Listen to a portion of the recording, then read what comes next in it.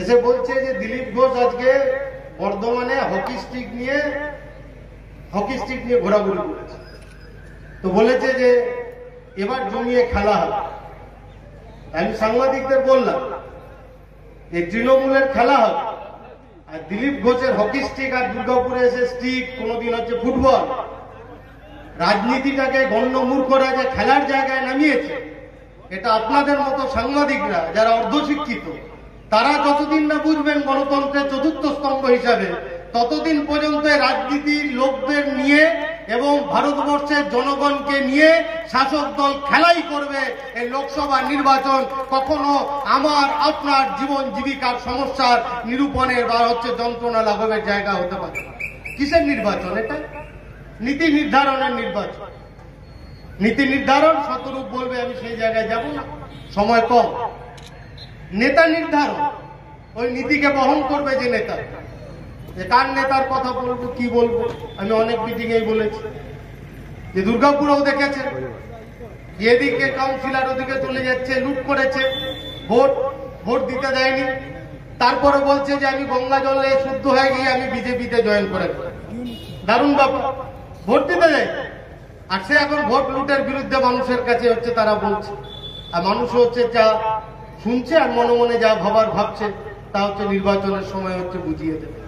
কিন্তু প্রশ্ন হচ্ছে যে কারা নেতা? এই 2016 যে এসএসসির কেলেঙ্কারির কথা বলা হচ্ছে, কোথায় ছিল শুভেন্দু অধিকারী তখন? 1998 থেকে 2011 সাল পর্যন্ত 11টা স্কুল সার্ভিস কমিশনের পরীক্ষা হয়েছিল বামফ্রন্ট সরকারের সময়। প্রায় 1,90,000 শিক্ষক শিক্ষিকা কাজ পেয়েছে। একজনের টিকি ধরার সাহস হয়েছে? মমতা ব্যানার্জি সিআইডি বা অমিত শাহ সিবিআই একজনের হচ্ছে টিকি ধরার সাহস হয়, কারণ মেধার ভিত্তিতে হয়েছে। আর 2012-তে প্রথম এসএসসি হয়।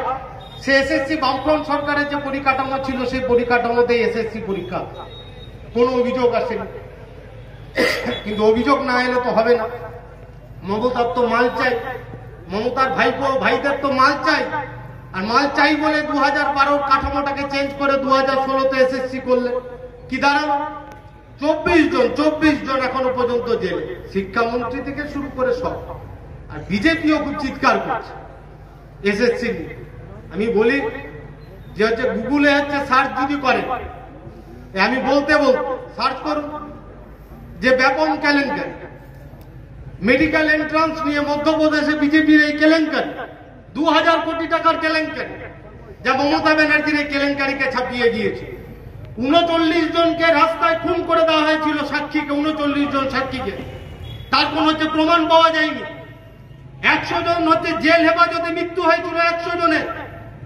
সিবিআই 2013 সালে চার্জশিট পেশ করেছে ফাইনাল, তাতে 136 জনের নাম আছে, তার মধ্যে বিজেপির বাঘা বাঘা নেতাদের নাম আছে। আমি যা বললাম গুগল সার্চ করুন, মিথ্যে